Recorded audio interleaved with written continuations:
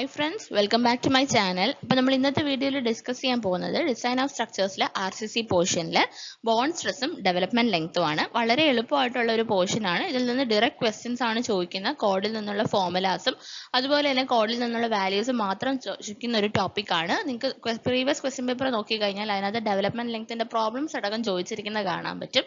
അപ്പോൾ ജസ്റ്റ് ആ ഫോർമുല അറിയാമെങ്കിൽ നമുക്ക് ഈസി ആയിട്ട് അറ്റൻഡ് ചെയ്ത് മാർക്സ് സ്കോർ ചെയ്യാൻ പറ്റുന്ന പോർഷൻ ആണിത്. അപ്പോൾ ഇത് അസിസ്റ്റന്റ് എഞ്ചിനീയർ എക്സാമിനും ഓവർസിയർ ഗ്രേഡ് 1 എക്സാമിനും യൂസ്ഫുൾ ആയിട്ടുള്ള വീഡിയോ ആണ്. അപ്പോൾ നമ്മുടെ RCCയുടെ 4ാമത്തെ വീഡിയോ ആണിത്. അപ്പോൾ നിങ്ങൾ ആരെങ്കിലും ഇതിന് മുന്നേയുള്ള വീഡിയോസ് കണ്ടിട്ടില്ലെങ്കിൽ ആ വീഡിയോസ് കൂടി കാണുക. അപ്പോൾ നമുക്ക് ടോപ്പിക്കിലേക്ക് കടക്കാം. അപ്പം നമുക്ക് നമ്മുടെ സിലബസ് നോക്കാം. ഇതാണ് നമ്മുടെ സിലബസ് പ്രകാരം സിലബസ് പ്രകാരം ഡിസൈൻ ഓഫ് സ്ട്രക്ചേഴ്സ് ആണിത്.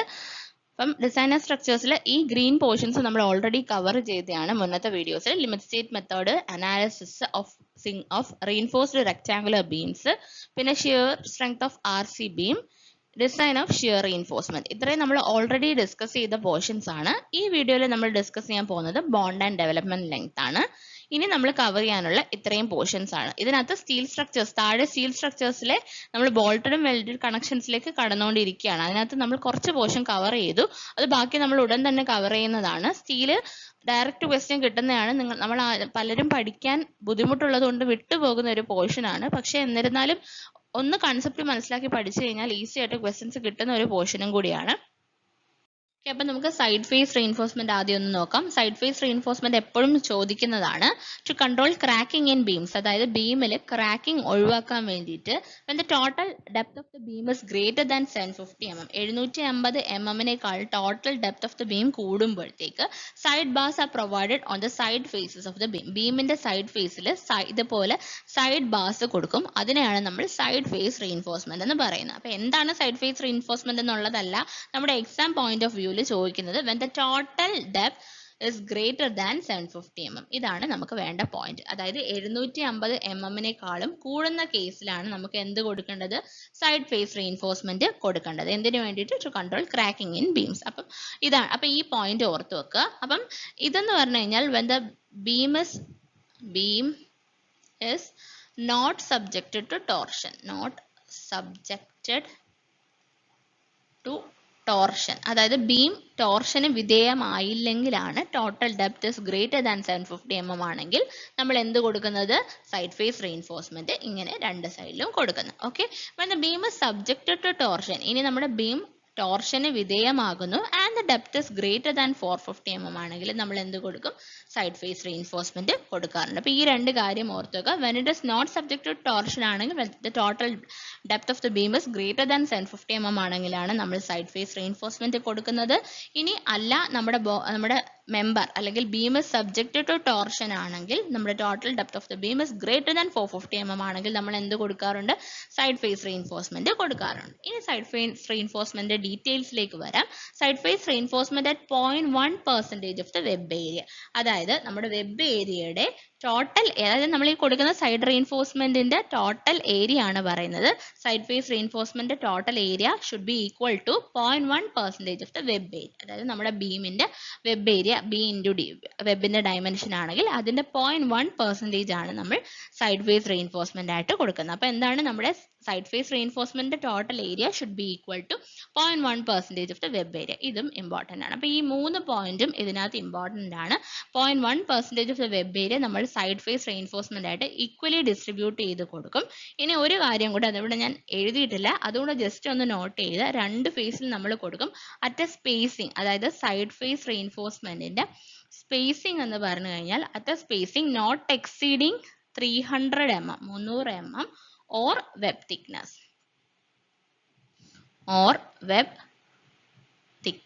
Okay, അപ്പം at a spacing not exceeding 300 mm or web thickness. അപ്പോൾ ഇതും കൂടി ജസ്റ്റ് ഒന്ന് ആഡ് ചെയ്യുക നിങ്ങളുടെ നോട്ട്സിനകത്ത്. അപ്പോൾ ഇതാണ് നമ്മൾ പറഞ്ഞത്, സൈഡ് ഫേസ് റീൻഫോഴ്സ്മെന്റ് ആണ് പറഞ്ഞത്. ടോർഷന് വിധേയമാവാത്ത മെമ്പേഴ്സിന്റെ ഡെപ്ത് 750 mm കൂടുമ്പോഴും ടോർഷന് വിധേയമാകുന്ന മെമ്പേഴ്സിന്റെ ഡെപ്ത് ടോട്ടൽ ഡെപ്ത് 450 mm കൂടുമ്പോഴും നമ്മൾ രണ്ട് സൈഡിലും സൈഡ് ഫേസ് റീഇൻഫോഴ്സ്മെന്റ് കൊടുക്കും. ആൻഡ് സൈഡ് ഫേസ് റീഇൻഫോഴ്സ്മെന്റ് എന്ന് പറഞ്ഞാൽ ടോട്ടൽ വെബ് ഏരിയയുടെ 0.1% ആണ് നമ്മൾ കൊടുക്കാറുള്ളത്.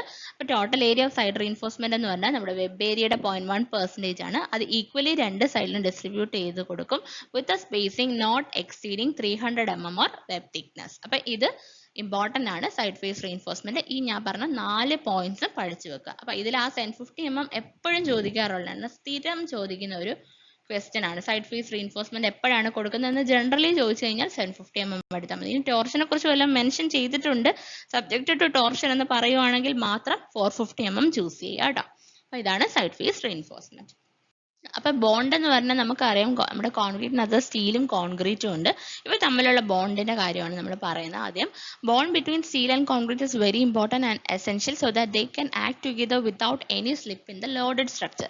ലോഡഡ് സ്ട്രക്ചറിനകത്ത് അതായത് ഇപ്പൊ നമുക്കറിയാം ഇതൊരു നമ്മുടെ കോൺക്രീറ്റ് സ്ട്രക്ചർ ആണെങ്കിൽ ഇതിനകത്ത് നമുക്ക് എന്തുണ്ടാവും, ഇങ്ങനെ ഇത് നമ്മുടെ സ്ട്രക്ചർ ആണെങ്കിൽ ഈ സ്ട്രക്ചറിനകത്ത് നമുക്ക് എന്തുണ്ടാവും, റീഇൻഫോഴ്സ്മെന്റ് ഉണ്ട്. അപ്പം നമ്മളൊരു ഫോഴ്സ് വരുന്ന സമയത്ത് ഇവ രണ്ടും ഒരുമിച്ച് ആക്ട് ചെയ്യണം. അതായത് ഈ സ്ലിപ്പേജ് ഒന്നും ഉണ്ടാവാതെ തന്നെ ഇവ തമ്മിൽ ഒരുമിച്ച് ആക്ട് ചെയ്ത് ആ ലോഡിനെ റെസിസ്റ്റ് ചെയ്യണം. അതാണ് ഈ സെന്റൻസിൽ പറയുന്നത്. വലിയ ഇമ്പോർട്ടൻ്റ് അല്ല, ജസ്റ്റ് നിങ്ങൾക്ക് കൺസെപ്റ്റ് മനസ്സിലാക്കാൻ വേണ്ടി പറഞ്ഞതാണ്. With a perfect bond between them plane section of a beam remains plane even after bending. നമ്മൾ ഫസ്റ്റ് വീഡിയോയിൽ കണ്ടതാണ് അല്ലേ, പ്ലെയിൻ സെക്ഷൻ ബെൻഡിങ്ങിന് ശേഷവും പ്ലെയിൻ ആയിട്ട് തന്നെ റിമെയിൻ ചെയ്യണമെങ്കിൽ എന്ത് വേണം, നമ്മുടെ കോൺക്രീറ്റും സ്റ്റീലും തമ്മിൽ പെർഫെക്റ്റ് ബോണ്ട് വേണം. ഓക്കെ, ഇനി ഈ ബോണ്ട് മെഷർ ചെയ്യുന്നതെന്ന് പറഞ്ഞാൽ bond is measured by bond stress. Bond stress വെച്ചിട്ടാണ് നമ്മൾ ബോണ്ട് മെഷർ ചെയ്യുന്നത്. ബോണ്ട് സ്ട്രെസ് എന്താണെന്നുള്ള കാര്യമാണ് നമുക്ക് ഇമ്പോർട്ടൻ്റ് ആയിട്ട് വരുന്നത്. ജസ്റ്റ് ഇൻട്രൊഡക്ഷൻ ആണ്. Local bond stress varies along a member with variation of bending moment. അതായത് ലെങ്ത്തിൽ അലോങ് ആയിട്ട് നമുക്കറിയാം ബെൻഡിങ് മൊമെന്റ് വേരി ചെയ്യാറുണ്ട്. അങ്ങനെ ബെൻഡിങ് മൊമെന്റ് വേരി ചെയ്യുന്ന പോലെ എന്ത് വേരി ചെയ്യുന്നതാണ് പറയുന്നത്, ലോക്കൽ ബോണ്ട് സ്ട്രെസ് വേരി ചെയ്യും.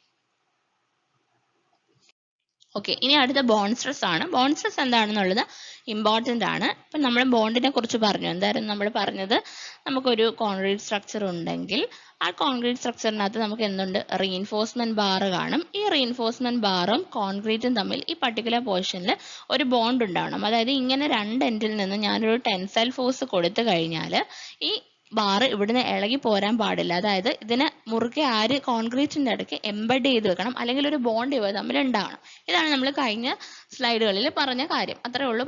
കഴിഞ്ഞ സ്ലൈഡുകളിൽ നമ്മൾ പറഞ്ഞ കൺസെപ്റ്റ് എന്ന് പറഞ്ഞു കഴിഞ്ഞാൽ ഓക്കെ. അപ്പോൾ ഈ ബോണ്ട് നമ്മൾ ബോണ്ട് സ്ട്രെസ് വഴിയാണ് എക്സ്പ്രസ് ചെയ്യുന്നതെന്നൊക്കെ പറഞ്ഞു. അപ്പോൾ ബോണ്ട് സ്ട്രെസ് എന്ന് പറഞ്ഞു കഴിഞ്ഞാൽ നമുക്കറിയാം, നമ്മളൊരു ബോഡിയുടെ പുറത്ത് ഒരു എക്സ്റ്റേണൽ ഫോഴ്സ് കൊടുത്ത് അതിനെ ഡീഫോം ചെയ്യിക്കാൻ അല്ലെങ്കിൽ എന്തെങ്കിലും എക്സ്റ്റേണൽ ഫോഴ്സ് കൊടുക്കുന്ന സമയത്ത് എന്ത് പറ്റും, അത് തിരിച്ച് ആ ഫോഴ്സിനെ റെസിസ്റ്റ് ചെയ്യാൻ വേണ്ടിയിട്ട് ആ ബോഡിയുടെ ഉള്ളിൽ എന്ത് ഡെവലപ്പ് ചെയ്യും, ഇന്റേണൽ ഫോഴ്സ് ഡെവലപ്പ് ചെയ്യും. ഈ internal force per unit area ആണ് എന്ത്, നമ്മുടെ സ്ട്രെസ്. അതുപോലെ തന്നെ ഉള്ളൊരു സ്ട്രെസ് ആണ് ബോണ്ട് സ്ട്രെസ് എന്ന് പറഞ്ഞു കഴിഞ്ഞാൽ. നിങ്ങൾക്ക് ഇവിടെ കാണാൻ കഴിയും, ഈ രണ്ട് എൻഡിലും ഞാൻ ടെൻസൈൽ ഫോഴ്സ് കൊടുക്കുന്ന സമയത്ത്, അതായത് ഈ പർട്ടിക്കുലർ പോർഷൻ, അതായത് കോൺക്രീറ്റും സ്റ്റീലും തമ്മിൽ ബോണ്ടുള്ള പർട്ടിക്കുലർ പോർഷന്റെ ലെങ്തിന് എലോങ് ആയിട്ട് ഷിയർ ഫോഴ്സ് ഡെവലപ്പ് ചെയ്യും. ഈ ഷിയർ ഫോഴ്സ് എന്താ ചെയ്യുന്നത്, ഷിയർ ഫോഴ്സ് ഈ നമ്മൾ കൊടുത്ത ടെൻസൈൽ ഫോഴ്സിനെ റെസിസ്റ്റ് ചെയ്യാണ് ചെയ്യുന്നത്. ഓക്കെ, ഒന്നുകൂടെ പറയാം, നമ്മൾ എക്സ്റ്റേണലി ടെൻസൈൽ ഫോഴ്സ് കൊടുക്കുമ്പോൾ ഈ ടെൻസൈൽ ഫോഴ്സിന് റെസിസ്റ്റ് ചെയ്യുക എന്നുള്ളതാണ് ഈ പർട്ടിക്കുലർ പോർഷനിൽ ഡെവലപ്പ് ചെയ്യുന്ന ഷിയർ ഫോഴ്സ് ചെയ്യുന്നത്.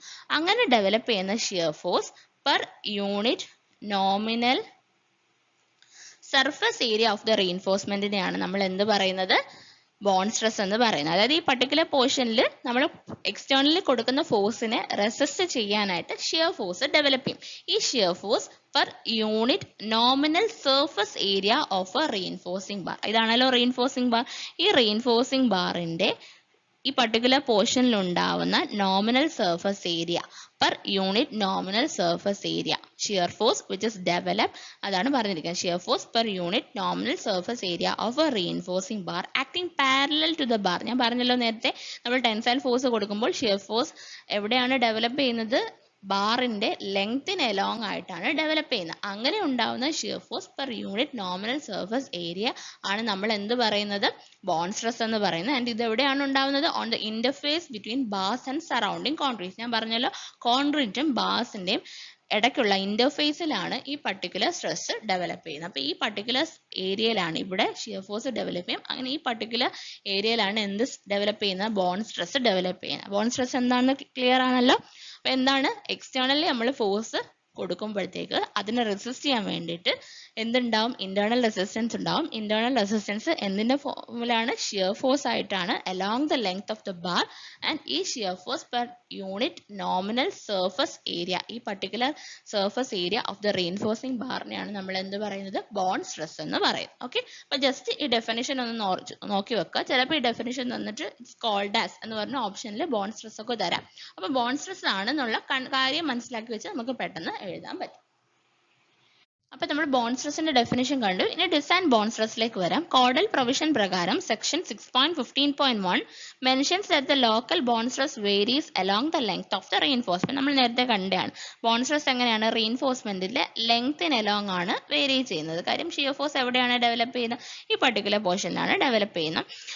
while the average bond stress gives the average value throughout its development length. development length നമ്മൾ ഇനി അങ്ങോട്ട് ഡീൽ ചെയ്യുന്നുണ്ട്. development lengthന്റെ ത്രൂ ഔട്ട് ആയിട്ട് പക്ഷേ ഡെവലപ്പ് ചെയ്യുന്ന ഏതാണ്? ആവറേജ് ബോണ്ട് സ്ട്രെസ് ആണെന്നാണ് കോഡ് പ്രകാരം പറയുന്നത്. Average bond stress is still used in the working stress method and IS 456 has mentioned it in the clause B 2.1.2. അപ്പോൾ average bond stress working stress മെത്തേഡിൽ നമ്മൾ ഉപയോഗിക്കാറുണ്ട് ആൻഡ് IS 456 അത് പറഞ്ഞിട്ടുമുണ്ട്. Okay, അപ്പോൾ just ഞാൻ പറഞ്ഞു എന്നേ ഉള്ളൂ. ഡിസൈൻ ബോണ്ട് സ്ട്രെസ് ഉണ്ട്, അതായത് നമ്മൾ ബോണ്ട് സ്ട്രെസ് എന്ന് പറയുന്നത് ത്രൂ ഔട്ട് ദ ലെങ്ത് ആണ് വേരി ചെയ്യുന്നെങ്കിൽ നമ്മൾ ഡിസൈൻ പർപ്പസിന് ആവറേജ് ബോണ്ട് സ്ട്രെസ് എന്ന് പറഞ്ഞ ഡെവലപ്മെന്റ് ലെങ്ത്തിന് ത്രൂ ഔട്ട് ആയിട്ട് ആവറേജ് ബോണ്ട് സ്ട്രെസ് ആണ് വർക്കിംഗ് സ്ട്രെസ് മെത്തേഡിൽ ഉപയോഗിക്കാറുള്ളത്.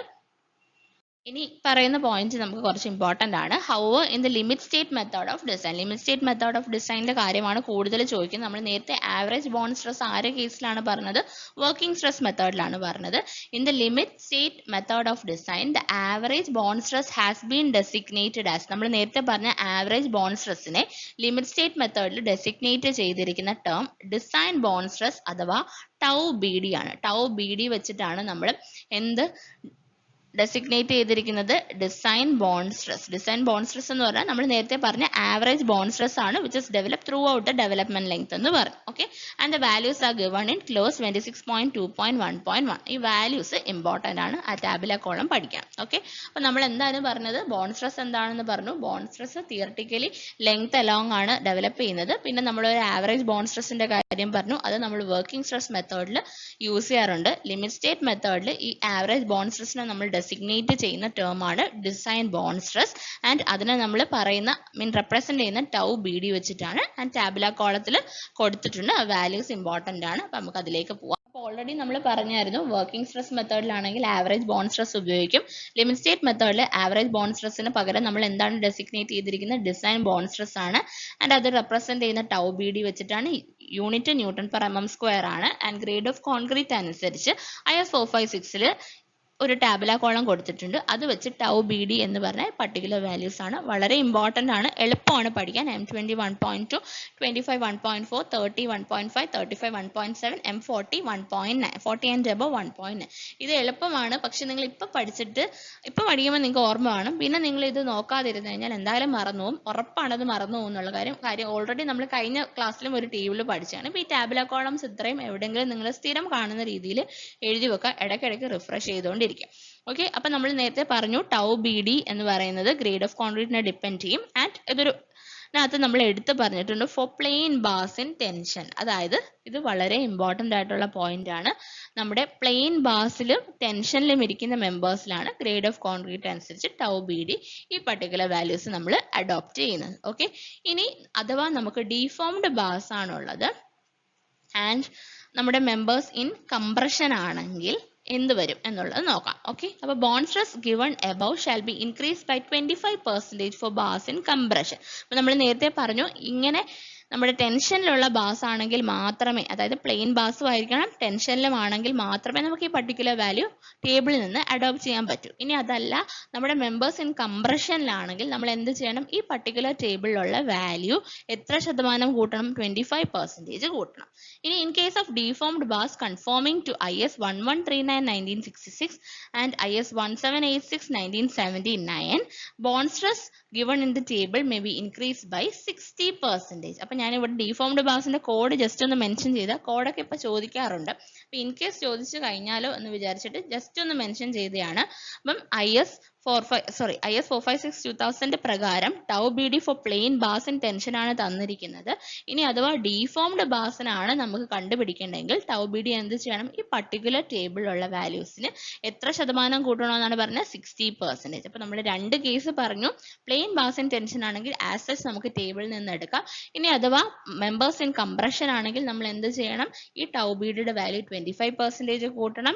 ഇനി പ്ലെയിൻ ബാസിന് പകരം ഡിഫോംഡ് ബാസ് ആണെങ്കിൽ നമ്മൾ ഈ പർട്ടിക്കുലർ വാല്യൂവിന് എത്ര ശതമാനം കൂട്ടണം? 60% കൂട്ടണം. അപ്പൊ ഈ രണ്ട് പറഞ്ഞ പർട്ടിക്കുലർ കേസസ് ഇത് വളരെ ഇമ്പോർട്ടന്റ് ആണ്, ചോദിക്കാറുള്ളതാണ്. 25% എപ്പോഴാണ്? കംപ്രഷനിലുള്ള മെമ്പേഴ്സിന് കൂട്ടുക.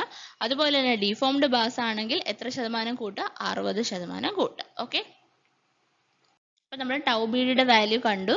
ടൗ BD ഫോർ പ്ലെയിൻ ബാസിനുള്ളത് നമ്മൾ കണ്ടു. പ്ലെയിൻ ബാസ് ഇൻ ടെൻഷൻ നമ്മൾ കണ്ടു അല്ലെ? ടെൻഷനിലുള്ളത് നമ്മൾ ടാബുലാർ കോളത്തിൽ കണ്ടു. ഇനി നിങ്ങൾക്ക് ഇപ്പോൾ ഒരു ക്വസ്റ്റ്യൻ ചോദിക്കുകയാണ്. അപ്പൊ നിങ്ങൾക്ക് ഗ്രേഡ് ഓഫ് കോൺക്രീറ്റ് തന്നിട്ടുണ്ട്, M30 ആണ് ആൻഡ് FE 415 ബാസ് ആണ് നിങ്ങൾ ഉപയോഗിക്കുന്നത്. You have to calculate the tau BD അല്ലെങ്കിൽ ഡിസൈൻ ബോണ്ട് സ്ട്രെസ് എസ് എന്ന് പറഞ്ഞൊരു ക്വസ്റ്റ്യൻ ചോദിക്കുന്നു വിചാരിക്കുക. ഇങ്ങനെ ചോദിക്കാൻ സാധ്യതയുണ്ട്, കാര്യം ഇതൊക്കെ നിങ്ങളുടെ സിലബസിൽ മെൻഷൻ ചെയ്തിട്ടുള്ള കാര്യമാണ്. എയിൽ എങ്ങനെ വേണമെങ്കിൽ A ലെവലിൽ ക്വസ്റ്റ്യൻ ചോദിക്കാം. ഇതുവരെ ചോദിച്ചിട്ടില്ല, പക്ഷെ പുതിയൊരു ക്വസ്റ്റ്യൻ ആയിട്ട് നിങ്ങൾക്ക് വേണമെങ്കിൽ എക്സ്പെക്ട് ചെയ്യാം. അപ്പൊ ടൗ BDയുടെ വാല്യൂ ആണ് ചോദിച്ചിരിക്കുന്നത്. അപ്പൊ നമുക്കറിയാം M30 കോൺക്രീറ്റിന് പ്ലെയിൻ ബാസ് ഇൻ ടെൻഷൻ ആണെങ്കിൽ ടൗ BDയുടെ വാല്യൂ ആസ് പെർ IS 456/2000 എത്രയാണ് നമ്മുടെ വരുന്ന വാല്യൂ? 1.5 ആണ്. നിങ്ങൾ ആ ടാബുലാർ കോളം ചെക്ക് ചെയ്തോളൂ. 1.5 Nm/mm² ആണ് M30 ഗ്രേഡ് ഓഫ് കോൺക്രീറ്റിന് പ്ലെയിൻ ബാസ് ഇൻ ടെൻഷൻ ആണെങ്കിൽ നമുക്ക് അഡോപ്റ്റ് ചെയ്യാവുന്ന ടൗ BDയുടെ വാല്യൂ. ഇവിടെ എന്താണ് ക്വസ്റ്റിനിൽ പറഞ്ഞിട്ടുള്ളത്? FE 415 ആണെന്ന് പറഞ്ഞിട്ടുണ്ട്. FE 415 ആണെങ്കിൽ അത് എന്താണ്? അതൊരു ഡിഫോംഡ് ബാർ ആണ്. അപ്പൊ ഡിഫോംഡ് ബാർ ആണ്. ആൻഡ് ടൗ BD കണ്ടുപിടിക്കാൻ ഇവിടെ ചോദിച്ചിരിക്കുന്നത് ടെൻഷനിൽ തന്നെയാണ് കേട്ടോ. ടെൻഷനിലാണെങ്കിൽ എത്ര ടൗ BD എന്നുള്ളതാണ് ചോദിച്ചിരിക്കുന്നത്. അപ്പൊ നമുക്ക് എന്താണ് ഇവിടെ? ഡിഫോംഡ് ബാസ് ആണ്. അപ്പൊ നമ്മൾ നേരത്തെ പഠിച്ചത് പ്രകാരം എന്താണ്? Tau BD value is to be increased by 60% in case of deformed bars എന്ന് പറഞ്ഞു അല്ലെ? അപ്പൊ നമുക്ക് ടൗ BD 1.5 ആണ്. അപ്പൊ നമ്മുടെ ഫൈനൽ ടൗ BD എന്ന് പറഞ്ഞാൽ എന്തായിരിക്കും? 1.5 ആണ് ഇനിഷ്യലി. അത് എത്ര ശതമാനം കൂട്ടണമെന്നാണ് നമ്മുടെ കോഡ് പ്രകാരം പറയുന്നത്? 60%, അതായത് into 1.6 which will be equal to 2.4 Nm/mm². അപ്പൊ ഈ ഒരു കാര്യം ഓർത്ത് വെക്കുക. അതായത് ടൗ BDയുടെ വാല്യൂ ക്വസ്റ്റ്യൻ അത് വായിച്ചു നോക്കുക. ടെൻഷൻ ആണോ പറഞ്ഞിരിക്കുന്ന, കംപ്രഷൻ ആണോ പറഞ്ഞിരിക്കുന്ന, പ്ലെയിൻ ബാർ ആണോ, ഡിഫോംഡ് ബാർ ആണോ എന്നുള്ള കാര്യം. ഈ ഒരു കാര്യം വളരെ ഇമ്പോർട്ടന്റ് ആണ്. അപ്പം ഓർത്തുക. ഒന്നെങ്കിൽ പ്രൊവിഷൻ ആയിട്ട് ചോദിക്കാൻ സാധ്യത, പ്രൊവിഷൻ ആയിട്ട് ഓൾറെഡി ചോദിച്ചിട്ടുള്ളതാണ്. അപ്പൊ പ്രോബ്ലം ആയിട്ട് ചോദിച്ചാലും നമുക്ക് എഴുതാൻ പറ്റണം. 60% ഇൻക്രീസ് ചെയ്യുന്നു. അപ്പൊ 1.6 കൊണ്ട് മൾട്ടിപ്ലൈ ചെയ്യുക. ഇനി നേരത്തെ പറഞ്ഞ പോലെ ഇപ്പൊ ടെൻഷൻ അല്ല നമ്മുടെ ക്വസ്റ്റിന് തന്നിരിക്കുന്നത്, കംപ്രഷൻ ആണ് തന്നിരിക്കുന്നതെങ്കിൽ എന്ത് ചെയ്യണം? നമ്മൾ 25% ഇൻക്രീസ് ചെയ്യണം. അതായത് 1.25 കൊണ്ട് മൾട്ടിപ്ലൈ ചെയ്യണം. ഓക്കെ, ക്ലിയർ ആയെന്ന് വിചാരിക്കുന്നു. ഓക്കെ, അടുത്ത ഡെവലപ്മെന്റ് ലെങ്ത് ഓഫ് ബാർ ആണ്. അപ്പൊ ഡെവലപ്മെന്റ് ലെങ്ത് ഓഫ് ബാർ എന്താണെന്ന് വെച്ച് കഴിഞ്ഞാൽ അതിന്റെ ഡെഫിനിഷൻ ഒന്നും അങ്ങനെ നമുക്ക് ചോദിച്ചിട്ടില്ല. ഇതിനകത്ത് നമുക്ക് എക്സാം പോയിന്റ് ഓഫ് വ്യൂവിൽ ഇമ്പോർട്ടന്റ് എന്ന് പറഞ്ഞാൽ ഡെവലപ്മെന്റ് ലെങ്ത്തിന്റെ ഫോർമുല ചോദിച്ചിട്ടുണ്ട്. അതുപോലെ തന്നെ ഡെവലപ്മെന്റ് ലെങ്ത്തിന്റെ ഡയറക്റ്റ് ഒരു പ്രോബ്ലം ചോദിച്ചിട്ടുണ്ട് ഒരു തവണ എക്സാമിന്. അപ്പൊ ഇതാണ് നമ്മുടെ കാൻഡിലിവർ ബീം എങ്കിൽ നമ്മൾ റീഇൻഫോഴ്സ്മെന്റ് കൊടുത്തു കഴിഞ്ഞാൽ ഈ എംബഡ് ചെയ്യുന്ന ലെങ്ത്തിനാണ് ഡെവലപ്മെന്റ് ലെങ്ത് എന്ന് പറയുന്നത്. ഇതൊന്നും നമുക്ക് ചോദിക്കുന്ന കാര്യമല്ല. നമ്മൾ അതിന്റെ ഇക്വേഷൻ എടുക്കുന്നതെന്ന് വെച്ച് കഴിഞ്ഞാൽ ഇപ്പൊ ഈ ബാർ നമ്മൾ ഈ സെക്ഷൻ പുറത്തെടുത്തു, എന്നിട്ട് നമ്മൾ അതിന്റെ പുറത്ത് ടെൻസൈൽ ഫോഴ്സ് ആക്ട് ചെയ്യുന്നു എന്ന് വിചാരിക്കുക. ഈ ടെൻസൈൽ ഫോഴ്സ് കാരണമുള്ള സ്ട്രെസ് കണ്ടുപിടിക്കും. ഇതിനെ റെസിസ്റ്റ് ചെയ്യാൻ വേണ്ടി നമ്മൾ നേരത്തെ പറഞ്ഞു, ഇവർ തമ്മിലുള്ള ബോണ്ട് കാരണം ഇവിടെ എന്തുണ്ടാവും? ഒരു ഷിയർ ഫോഴ്സ് ഉണ്ടാവും. ആ shear force per unit nominal cross sectional area ആണ് നമ്മൾ എന്ത് പറയുന്നത്? ബോണ്ട് സ്ട്രെസ് എന്ന് പറയാം. ബോണ്ട് സ്ട്രെസ്സിനെ ഇക്വേറ്റ് ചെയ്തിട്ടൊക്കെയാണ് കണ്ടുപിടിക്കുന്നത്. അപ്പൊ അതിന്റെ ഒന്നും ആവശ്യമില്ല നമുക്കിവിടെ. നമുക്ക് ജസ്റ്റ് ഫോർമുല മാത്രം മതി. LD is equal to എന്താണ് നമ്മുടെ equation? 0.87 FY5 divided by 4 tau BD ആണ് നമ്മുടെ ഡെവലപ്മെന്റ് ലെങ്ത്തിന്റെ ഇക്വേഷൻ എന്ന് പറയുന്നത്. ഓക്കെ, അപ്പൊ ഇതെന്ന് പറഞ്ഞു കഴിഞ്ഞാൽ ലിമിറ്റ് സ്റ്റേറ്റ് മെത്തേഡിന്റെ ഡെവലപ്മെന്റ് ലെങ്ത്തിന്റെ ഇക്വേഷൻ ആണ്.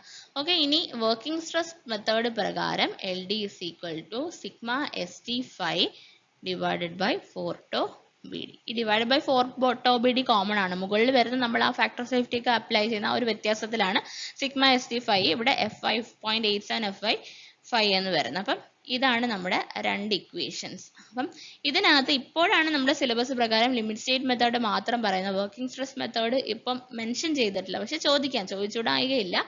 അപ്പോൾ ഇതാണ് നമ്മുടെ വർക്കിംഗ് സ്ട്രെസ് മെത്തേഡ്. അപ്പോൾ പണ്ടത്തെ സിലബസ് പ്രകാരം വർക്കിംഗ് സ്ട്രെസ് മെത്തേഡ് എടുത്ത് പറഞ്ഞിട്ടുണ്ടായിരുന്നു. അപ്പോൾ ആ ഒരു സമയത്ത് എക്സാംസിന് സ്ഥിരം ചോദിക്കുന്ന ഒരു ക്വസ്റ്റൻ ആയിരുന്നു ഇത്. ഒന്നെങ്കിൽ ഡെവലപ്മെന്റ് ലെങ്ത്തിന്റെ ഡയറക്റ്റ് ഫോമിൽ ചോദിക്കാറുണ്ട്, അതല്ലെങ്കിൽ സിഗ്മ എസ് ടിയും ഫൈയും ടോ ബി ഡിയും ഒക്കെ തന്നിട്ട് ഡെവലപ്മെന്റ് ലെങ്ത് കണ്ടുപിടിക്കാൻ ചോദിക്കാറുണ്ട്. എല്ലാ വാല്യൂസും തരും, പക്ഷേ ഈ ഇക്വേഷൻ അറിയാതെ നമുക്കൊന്നും ചെയ്യാൻ പറ്റത്തില്ല. അപ്പോൾ നമ്മൾ കേട്ട് അല്ലാതെ പഠിക്കുന്ന സമയത്ത് ഒന്ന് പഠിച്ചിട്ടുണ്ടെന്നല്ലാതെ നമ്മൾ റിഫ്രഷ് ചെയ്തില്ലെങ്കിൽ ഇക്വേഷൻ മറന്നു പോകാൻ സാധ്യതയാണ്. അപ്പം ജസ്റ്റ് ഒന്ന് ഓർത്ത് വെക്കുക, സിഗ്മ എസ് ടി തന്നിരിക്കുന്നുണ്ടെങ്കിൽ sigma S T 5 divide by 4 tau B D. ഇനി അഥവാ നമുക്ക് എഫ് വൈ ആണ് ക്വസ്റ്റിനെ തന്നിരിക്കുന്നതെന്ന് വിചാരിക്കുക. എഫ് വൈ ആണ് ക്വസ്റ്റിനെ മെൻഷൻ ചെയ്തിരിക്കുന്നതെങ്കിൽ നമുക്കറിയാം ലിമിറ്റ് സ്റ്റേറ്റ് മെത്തേഡ് ആണ്. എഫ് വൈയുടെ കൂടെ എപ്പോഴും നമ്മൾ ലിമിറ്റ് സ്റ്റേറ്റ് മെത്തേഡിന്റെ കൂടെ വരുന്ന ഒരു നമ്പറാണ് 0.87. അപ്പോൾ അങ്ങനെ ഇക്വേഷൻ ഓർത്ത് വെച്ചാലും മതി. 0.87 FI5 divided by 4 tau B D. 5 എന്ന് പറഞ്ഞാൽ എന്താണ്? ഡയമീറ്റർ ഓഫ് ദ ബാർ ആണ്. അപ്പോൾ ആ ഒരു കാര്യം ഓർത്ത് വെക്കുക. ഇത്രയാണ് ഡെവലപ്മെന്റ് ലെങ്ത്തിനകത്ത് പറയാനുള്ളത്. ഇത് രണ്ടും ഇമ്പോർട്ടന്റ് ആണ്. ഈ രണ്ട് ഇക്വേഷനും മാർക്ക് ചെയ്ത് വെച്ച് പഠിച്ചോളൂ. ഇനി അടുത്ത ഒരു കാര്യം കൂടി ഉണ്ട്, ചെക്ക് ഫോർ ഡെവലപ്മെന്റ് ലെങ്ത് ഉണ്ട്. ചെക്ക് ഫോർ ഡെവലപ്മെന്റ് ലെങ്ത് നമുക്ക് ജസ്റ്റ് ആ ഇക്വേഷനും കൂടി ഒന്ന് പറയാം.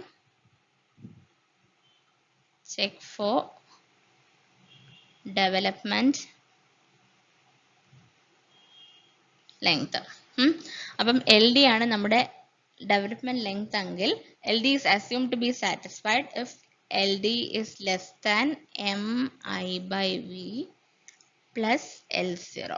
ജസ്റ്റ് ഒന്ന് അറിഞ്ഞിരുന്നാൽ മതി. ഇൻ കേസ് എങ്ങാനും ചോദിച്ചു കഴിഞ്ഞാൽ ഈ ഇക്വേഷൻ അറിഞ്ഞിരിക്കണം. അപ്പോൾ അതൊന്ന് ജസ്റ്റ് നോട്ട് ചെയ്ത് വെക്കുക, നോട്ടിലൊന്ന് എഴുതി വെക്കുക. എൽ ഡി എപ്പോഴാണ് it is mention to be satisfied when L D is less than MI/V plus L0. ഇനി MI എന്ന് പറഞ്ഞാൽ എന്താണ്? MI is the moment of resistance of all steel stressed up to 0.87 FI. 0.87 FI വരെ stress ചെയ്ത moment of resistance of all steel ആണ് MI എന്ന് പറഞ്ഞു കഴിഞ്ഞാൽ. V എന്തായിരിക്കും?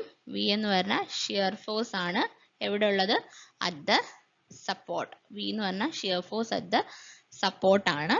ഓക്കെ, L0 എന്ന് പറഞ്ഞു കഴിഞ്ഞാൽ L0 ഒക്കെ ഒന്ന് ഓർത്ത് വെക്കുക. ഇത് എന്താണ് ആ ടേംസ് എന്നുള്ളതൊന്ന് ഓർത്ത് വെക്കണം കേട്ടോ. Sum of anchorage beyond the center of the support. Beyond the center of the support ആണ് L0 എന്ന് പറയുന്നത്. ഓക്കെ, അല്ലെങ്കിൽ or 12.5 the diameter whichever is larger. അപ്പോൾ ഇതൊന്ന് ഓർത്ത് വെക്കുക കേട്ടോ. അപ്പോൾ എന്താണ് നമ്മൾ പറഞ്ഞത്? നമ്മുടെ ഡെവലപ്മെന്റ് ലെങ്ത് സാറ്റിസ്ഫൈ ചെയ്യണമെങ്കിൽ development length should be less than എന്താണ്? MI/V പ്ലസ് L0 ആണ്. MI എന്ന് പറഞ്ഞാൽ moment of resistance of all steel stressed up to 0.87 FI. V എന്ന് പറഞ്ഞാൽ ഷിയർ ഫോഴ്സ് അറ്റ് സപ്പോർട്ട് ആണ്. L0 എന്ന് പറഞ്ഞു കഴിഞ്ഞാൽ ഇപ്പൊ നമ്മുടെ സപ്പോർട്ട് ഇതാണെങ്കിൽ സപ്പോർട്ടിന്റെ സെന്ററിൽ നിന്ന് sum of anchorage beyond the centre of support. സപ്പോർട്ടിന്റെ സെന്ററിൽ നിന്ന് കൊടുക്കുന്ന ആങ്കറേജിന്റെ സം ആണ്. അപ്പൊ ഇതൊന്ന് ഓർത്ത് വെക്കുക. ഈ L0 എന്ന് പറയുന്ന ടേം ഒന്ന് ജസ്റ്റ് നോട്ട് ചെയ്ത് വെച്ചോളൂ. Sum of anchorage beyond the centre of the support or 12.5 whichever is larger. അതല്ലെങ്കിൽ L0 എന്ന് പറഞ്ഞാൽ sum of anchorage beyond the centre of support or 12.5 which is larger. അതിൽ ലാർജർ ആയിട്ടുള്ളതാണ് ഇവിടെ അഡോപ്റ്റ് ചെയ്യുന്നത്. അപ്പൊ അതൊന്ന് ജസ്റ്റ് ഓർത്ത് വെക്കുക. ഈ ഫോർമുല ജസ്റ്റ് കണ്ടു കഴിഞ്ഞാൽ നമുക്ക് ഓപ്ഷനിൽ നിന്ന് കണ്ടു കഴിഞ്ഞാൽ പിക്ക് ചെയ്യാൻ പറ്റണം. കാര്യം ഓപ്ഷനിൽ വേണമെങ്കിൽ ചോദിക്കാം ചെക്ക് ഫോർ ഡെവലപ്മെന്റ് ലെങ്ത് അല്ലെങ്കിൽ ഡെവലപ്മെന്റ് സാറ്റിസ്ഫൈ ചെയ്യുന്ന ഇക്വേഷൻ ഏതാണ്. അപ്പൊ ജസ്റ്റ് ഓപ്ഷനിൽ നിന്ന് പിക്ക് ചെയ്യാൻ വേണ്ടിയിട്ട് ഇക്വേഷൻ ഒന്ന് പഠിച്ചു വെക്കുക. അതിനകത്ത് L0 എന്ന് പറയുന്ന ടേം കുറച്ചൊന്ന് ഇമ്പോർട്ടൻസ് കൊടുത്ത് പഠിക്കുക. Sum of anchorage beyond the centre of the support അല്ലെ 12 times the diameter whichever is larger. Okay, clear ആയെന്ന് വിചാരിക്കുന്നു. അടുത്ത ആങ്കറിംഗ് ഓഫ് റീൻഫോഴ്സിംഗ് ബാർ ആണ്. നമ്മൾ മുമ്പേ ഒക്കെ കുറച്ച് ആങ്കേർഡ് നമ്മുടെ സം ഓഫ് ആങ്കറേജ് ഒക്കെ നമ്മൾ കുറച്ച് മുന്നേ പറഞ്ഞിട്ടുണ്ട്. അപ്പോൾ ആങ്കറിംഗ് എന്താണെന്ന് വെച്ചാൽ ഡെവലപ്മെന്റ് ലെങ്ത്, നമുക്ക് നേരത്തെ ഡെവലപ്മെന്റ് ലെങ്ത് കണ്ടുപിടിക്കാനുള്ള ഇക്വേഷൻ നമ്മൾ കണ്ടുപിടിച്ചു. അപ്പോൾ development length may be provided straight or may be partially straight or partially anchored. അപ്പോൾ ഈ ഡെവലപ്മെന്റ് ലെങ്ത് നമുക്ക് ഒന്നുകിൽ സ്ട്രെയിറ്റ് ആയിട്ട് കൊടുക്കാം, അല്ലെങ്കിൽ പാർഷ്യലി സ്ട്രെയിറ്റും പാർഷ്യലി ആങ്കേർഡ് ആയിട്ടും കൊടുക്കാം. Anchorage is normally provided in the forms of hooks and Benz. അപ്പോൾ ഇത് ഇമ്പോർട്ടൻ്റ് ആണ്. ആങ്കറേജ് നമ്മൾ ഒന്നെങ്കിൽ ഹുക്കായിട്ടോ അല്ലെങ്കിൽ ബെഞ്ചായിട്ടോ ആണ് നോർമലി പ്രൊവൈഡ് ചെയ്യുന്നത്. അപ്പോൾ ഈ ഹുക്കും ബെൻഡും ഇമ്പോർട്ടൻ്റ് ആണ്. രണ്ടും ചോദിച്ചിട്ടുള്ള ക്വസ്റ്റ്യൻസ് ആണ്. അപ്പോൾ ആങ്കറിംഗ് റീൻഫോഴ്സിംഗ് ബാർസ് നമ്മൾ പറഞ്ഞു ഡെവലപ്മെന്റ് ലെങ്ത് നമുക്ക് ഒന്നെങ്കിൽ സ്ട്രെയിറ്റ് ആയിട്ടോ അല്ലെങ്കിൽ പാർഷ്യലി സ്ട്രെയിറ്റ് ആയിട്ടോ പാർഷ്യലി ആങ്കേർഡ് ആയിട്ടോ കൊടുക്കാം. അപ്പോൾ ആങ്കറേജ് നോർമലി നമ്മൾ പ്രൊവൈഡ് ചെയ്യുന്ന ഹുക്ക് ആൻഡ് ബെൻഡ് ആയിട്ടാണ്. ഇനി ഹുക്സിലും ബെൻഡിലേക്കും പോവാം. ഓക്കെ, അപ്പൊ നമുക്ക് ആങ്കറിംഗ് ബാസ് ഇൻ ടെൻഷൻ ആദ്യം നോക്കാം. ക്ലോസ് 26.2.2.1 ഓഫ് IS 456 പറയുന്നത് എന്താണെന്ന് വെച്ച് കഴിഞ്ഞാൽ deform bars may not need end anchorage if the development length requirement is satisfied. അതായത് നമ്മൾ നേരത്തെ പറഞ്ഞ ഡെവലപ്മെന്റ് ലെങ്ത് റിക്വയർമെന്റ് ഉണ്ടല്ലോ, അത് സാറ്റിസ്ഫൈ ചെയ്ത് കഴിഞ്ഞാൽ ഡീഫോംഡ് ബാസ് ആണെങ്കിൽ എൻഡ് ആങ്കറേജസിന്റെ ആവശ്യമില്ല. അപ്പൊ ഇതൊന്ന് ഓർത്ത് വെക്കുക. deformed bars may not need end anchor. ഇത് കോഡൽ പ്രൊവിഷൻ ആണ്, അതുകൊണ്ട് ശ്രദ്ധിച്ച് വായിച്ച് ഓരോ ടേമും പഠിക്കുക. എന്താണ് deformed bars ആണെങ്കിൽ end anchorages ആവശ്യമില്ല, ഡെവലപ്മെന്റ് ലെങ്ത് ക്രൈറ്റീരിയ സാറ്റിസ്ഫൈ ചെയ്തിട്ടുണ്ടെങ്കിൽ. നമ്മൾ നേരത്തെ ഡെവലപ്മെന്റ് ലെങ്ത്തിന്റെ ക്രൈറ്റീരിയ പറഞ്ഞല്ലോ, LD should be less than MI/V plus L0 എന്ന് പറഞ്ഞിട്ടുണ്ടായിരുന്നു. അപ്പൊ അത് സാറ്റിസ്ഫൈ ചെയ്തിട്ടുണ്ടെങ്കിൽ deformed ബാസിന് end anchoragesന്റെ ആവശ്യമില്ല. ഇനി ആങ്കറിംഗ് ബാസ് ഇൻ ടെൻഷൻ ആണല്ലോ നമ്മൾ പറയുന്നത്. hooks should normally be provided for plain bars in tension. ഇത് ഇമ്പോർട്ടന്റ് ആണ്. അതായത് പ്ലെയിൻ ബാസ് ഇൻ ടെൻഷൻ ആണെങ്കിൽ നമ്മൾ ആങ്കറേജ് പ്രൊവൈഡ് ചെയ്യുന്നത് എങ്ങനെയാണ്? ഹുക്സ് വെച്ചിട്ടാണ്. hooks should normally be provided for plain bars in tension. Standard hooks and bends should be as per IS 2502. ഇതും കൂടി ഒന്ന് ഓർത്ത് വെക്കുക. അതായത് നമ്മൾ നേരത്തെ പറഞ്ഞല്ലോ, ആങ്കറേജ് നമ്മൾ ഹുക്കായിട്ടും ബെൻഡായിട്ടും ആണ് പ്രൊവൈഡ് ചെയ്യുന്നത്. ഹുക്സും ബെൻസും സ്റ്റാൻഡേർഡ് ഹുക്ക് ആൻഡ് ബെൻഡ് ഏത് കോഡിന് കൺഫേം ചെയ്യണം? IS 2502 കൺഫേം ചെയ്തിരിക്കണം. ഓക്കെ, അപ്പൊ ഇത്രയുമാണ് anchoring bars in tension as per clause 26.2.2.1 of IS 456 പ്രകാരം പറയുന്ന 3 കാര്യങ്ങളാണ് പറഞ്ഞത്. ഡീഫോംഡ് ബാസ് ആണെങ്കിൽ ഡെവലപ്മെന്റ് ലെങ്ത്തിന്റെ റിക്വയർമെന്റ് സാറ്റിസ്ഫൈ ചെയ്തിട്ടുണ്ടെങ്കിൽ ആങ്കറേജിന്റെ ആവശ്യമില്ല. ഇനി പ്ലെയിൻ ബാസ് ഇൻ ടെൻഷൻ ആണെങ്കിൽ നമ്മൾ നോർമലി പ്രൊവൈഡ് ചെയ്യുന്ന ഹുക്സ് ആണ്. സ്റ്റാൻഡേർഡ് ഹുക്സും ബെൻസും IS 2502 കൺഫേം ചെയ്തിരിക്കണം. ഓക്കെ, ക്ലിയർ ആയെന്ന് വിചാരിക്കുന്നു. ഇനി ഞാൻ ഈ പറയാൻ പോകുന്ന 2 പോയിന്റും വളരെ ഇമ്പോർട്ടന്റ് ആണ്. Anchorage value for a standard bend, നമ്മൾ സ്റ്റാൻഡേർഡ് ബെൻഡിന്റെ കേസ് ആണ് പറയുന്നത്. Anchorage value of a standard bend shall be considered as 4 times the diameter of the bar. അതായത് ഡയമീറ്റർ ഓഫ് ദ ബാർ 5 ആണെങ്കിൽ anchorage value for a standard bend എന്ന് പറഞ്ഞു കഴിഞ്ഞാൽ എത്രയിന് equal ആണ്? 4/5 ഫോർ ഈച്ച് 45 ഡിഗ്രി ബെൻഡ്. ഓരോ 45 degree ബെൻഡിനും എത്രയാണ് നമ്മുടെ anchorage value for a standard bend?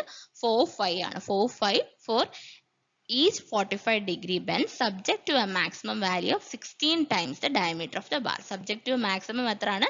16 times the diameter of the bar. അപ്പോൾ ഇത് ഞാൻ പറഞ്ഞത് സ്റ്റാൻഡേർഡ് ബെൻഡിന്റെ കേസിലാണ്. Anchorage value for a standard bend എന്ന് പറഞ്ഞു കഴിഞ്ഞാൽ 4 times the diameter of the bar ആണ് ഫോർ എവറി 45 ഡിഗ്രി. ഓരോ 45 ഡിഗ്രിക്കും 4/5 ആണ് നമ്മൾ കൊടുക്കുന്ന ആങ്കറേജ് വാല്യൂ എന്ന് പറഞ്ഞു കഴിഞ്ഞാൽ. Subject to a maximum of എത്രയാണ്? 16/5 ആണ്. ഓക്കെ, അപ്പൊ ഇത് ഓർത്ത് വെക്കുക, ഇത് ചോദിക്കാറുള്ളതാണ്. Anchorage value of a standard ബെൻഡിന്റെ കാര്യം പറഞ്ഞു. ഇനി അടുത്തെന്ന് പറഞ്ഞാൽ നമ്മൾ പറഞ്ഞല്ലോ ബെൻഡും ഹുക്കും ഉപയോഗിക്കാറുണ്ട്. Anchorage value of a standard U type hook. U type hook ആണെങ്കിൽ ഇതിന്റെ ഫിഗർ ഞാൻ അടുത്ത സ്ലൈഡിൽ കാണിച്ചു തരുന്നുണ്ട്. Anchorage value of a standard U type hook ആണെങ്കിൽ shall be 16 times the diameter of the bar. Standard hook ആണെങ്കിൽ എത്രയാണ് ആങ്കറേജ് വാല്യൂ കൊടുക്കുന്ന? 16 times the diameter of the bar. ഈ 2 പോയിന്റും വളരെ ഇമ്പോർട്ടന്റ് ആണെന്ന് മാർക്ക് ചെയ്ത് തന്നെ നോട്ട് പ്രിപ്പയർ ചെയ്ത് വെക്കുക. ലാസ്റ്റ് ടൈം പഠിക്കുമ്പോൾ ഇതൊന്നും മിസ് ഔട്ട് ആവരുത്. അതായത് നമ്മൾ 2 കാര്യങ്ങളാണ് പറഞ്ഞത്. സ്റ്റാൻഡേർഡ് ബെൻഡ് ആണെങ്കിൽ നമ്മുടെ ആങ്കറേജ് വാല്യൂ എന്ന് പറഞ്ഞാൽ 4/5 ആണ്. 4/5 5 is the diameter of the bar for every 45 degree bend. ഓരോ 45 ഡിഗ്രിക്കും 4 times the diameter ആണ്. Subjected to a maximum of 16/5. ഇനി അതല്ല, anchorage value of a standard U type hook ആണെങ്കിൽ it is equal to 16 times the diameter of the bar. അപ്പൊ ഈ 2 പോയിന്റും ഓർത്ത് വെക്കുക. ഇതും നമ്മൾ നേരത്തെ പറഞ്ഞ ക്ലോസ് പ്രകാരം പറയുന്നതാണ്. 26.2.2.1 ആങ്കറിംഗ് ബാസ് ഇൻ ടെൻഷന്റെ കാര്യങ്ങൾ പറഞ്ഞു. അതിനുശേഷം നമ്മൾ എന്താണ് പറയുന്നത്? ബെൻഡിന്റെയും ഹുക്കിന്റെയും ആങ്കറേജ് വാല്യൂന്റെ കാര്യങ്ങൾ പറയും. Okay, and confirm to IS 2502 എന്നുള്ള കാര്യം ഓർത്ത് വെക്കുക കേട്ടോ. 2502 ആണ്. ഹുക്സും ബെൻഡും should be confirm to IS 2502. Okay, അപ്പൊ ഇവിടെ നിങ്ങൾക്ക് കാണാൻ കഴിയും 2 ഫിഗർ. മുകളിലത്തത് സ്റ്റാൻഡേർഡ് ഹുക്ക് ആണ്, താഴത്തത് എന്താണ്? സ്റ്റാൻഡേർഡ് 90 ഡിഗ്രി ബെൻഡ് ആണ്. അപ്പൊ നമ്മൾ ആങ്കറേജ് ലെങ്ത്തിന്റെ വാല്യൂ ഒക്കെ പറഞ്ഞു. പിന്നെ ഇവിടെ K എന്ന് പറഞ്ഞിട്ട് കണ്ടോ? ഈ Kയുടെ വാല്യൂ എന്ന് പറഞ്ഞാൽ മൈൽഡ് സ്റ്റീലിന് 2 ആണ്, കോൾഡ് വർക്ക് സ്റ്റീലിന് 4 ആണ്. ഓക്കെ, അപ്പൊ ഈ K5 എന്ന് പറയുന്നത് ഇവിടെ 2/5 വരും മൈൽഡ് സ്റ്റീൽ ആണെങ്കിൽ, കോൾഡ് വർക്ക് സ്റ്റീൽ ആണ് 4 വരും. അത് അങ്ങനെ ചോദിച്ച് കണ്ടിട്ടില്ല, ജസ്റ്റ് ഞാൻ മെൻഷൻ ചെയ്തേ ഉള്ളൂ. അപ്പൊ ഇതാണ് diameter of the bar. Anchorage കൊടുക്കുന്ന കാര്യമാണ് പറഞ്ഞത്. നമ്മൾ ആദ്യം എന്താണ് പറഞ്ഞത്? ആദ്യം നമ്മൾ പറഞ്ഞത് ബെൻഡിന്റെ കേസ് പറഞ്ഞു. 4 times the diameter ആണ്. Subject to a maximum 16/5 for every 45 ഡിഗ്രിക്കാണ് 4/5 കൊടുക്കുന്നത്. അപ്പൊ ഇതാണ് സ്റ്റാൻഡേർഡ് 90 ഡിഗ്രി ബെൻഡിന്റെ കേസ്. പിന്നെ ഹുക്കിന്റെ കേസ് പറഞ്ഞു. സ്റ്റാൻഡേർഡ് യു ഹുക്ക് ആണെങ്കിൽ എത്രയാണ് കൊടുക്കുന്നത്? 16 times the diameter of the ബാറാണ് കൊടുക്കുന്നത്. ഓക്കെ, അപ്പം ഈ കാര്യങ്ങളൊക്കെ ഓർത്ത് വെക്കുക. ജസ്റ്റ് ഫിഗർ പറഞ്ഞു എന്നേ ഉള്ളൂ. ഇവിടെ ഞാൻ കെയുടെ വാല്യൂ ജസ്റ്റ് ഒന്ന് മെൻഷൻ ചെയ്തിട്ടേ ഉള്ളൂ, അതിനകത്ത് ചോദിച്ചിട്ടൊന്നുമില്ല കേട്ടോ അത്. അപ്പോൾ ഇത്രയുമാണ് ബോണ്ട് സ്ട്രെസ്സിനകത്തും ഡെവലപ്മെന്റ് ലെങ്ത്തിനകത്തും വരുന്ന ഇമ്പോർട്ടൻറ്റ് പോർഷൻസ്. ഇതിനകത്ത് ഡെവലപ്മെന്റ് ലെങ്ത്തിന്റെ ഫോർമുല നന്നായി പഠിക്കുക. ഇനി നമുക്ക് ടോർഷൻ ആണുള്ളത്. അടുത്ത ക്ലാസ്സിൽ നമുക്ക് ടോർഷനും പിന്നെ നമ്മുടെ ബീമിന്റെ റീഇൻഫോഴ്സ്മെന്റിന്റെ കുറച്ച് ഡീറ്റെയിൽസ് നമ്മൾ പറഞ്ഞിട്ടുണ്ടായിരുന്നില്ല, അപ്പോൾ അതും കൂടി പറയാം. അതുകൂടെ കഴിഞ്ഞ് കഴിഞ്ഞാൽ ഈ പോർഷൻ കഴിഞ്ഞു. പിന്നെ കോളം, സ്ലാബ് അങ്ങനത്തെ ഡിസൈനിലേക്ക് പോവാണ്. ഫൂട്ടിങ്, സ്റ്റെയർ കേസ് അതൊക്കെയാണുള്ളത്. അപ്പോൾ അതൊക്കെ നമുക്ക് വളരെ ആ കോഡൽ പ്രൊവിഷൻസ്, ആ റീഇൻഫോഴ്സ്മെന്റ് ഒക്കെയാണ് സ്ലാബിനകത്ത് ചോദിക്കുന്നത്. സ്ലാബിനകത്ത് എടുത്താലും പിന്നെ കോളം എടുത്താലും ഒക്കെ അതൊക്കെയാണ് ചോദിക്കുന്നത്. അപ്പോൾ നമുക്ക് അത് വരുന്ന ക്ലാസ്സുകളിൽ ഡീൽ ചെയ്യാം. അപ്പോൾ നിങ്ങൾ ആരെങ്കിലും ഈ ചാനൽ സബ്സ്ക്രൈബ് ചെയ്താണ് വീഡിയോ കാണുന്നതെങ്കിൽ ചാനൽ സബ്സ്ക്രൈബ് ചെയ്യുക. വീഡിയോ ഇഷ്ടപ്പെട്ടെങ്കിൽ ലൈക്ക് ചെയ്യുക, കമൻറ്റ് ചെയ്യുക, നിങ്ങളുടെ ഫ്രണ്ട്സിലേക്ക് ഷെയർ ചെയ്യുക. അപ്പം എക്സാം അടുത്ത വർഷം എന്തായാലും ഒരു മിഡിലിന് മുന്നേ എന്തായാലും ഉണ്ടാവും. അപ്പം ആ ഒരു എക്സ്പെക്ടേഷനിൽ തന്നെ ഓവർസിയർ ഗ്രേഡ് 1 അതുപോലെ തന്നെ എയും പ്രിപ്പയർ ചെയ്യുക. അപ്പം നന്നായി പഠിക്കുക. Thanks for watching. Thank you.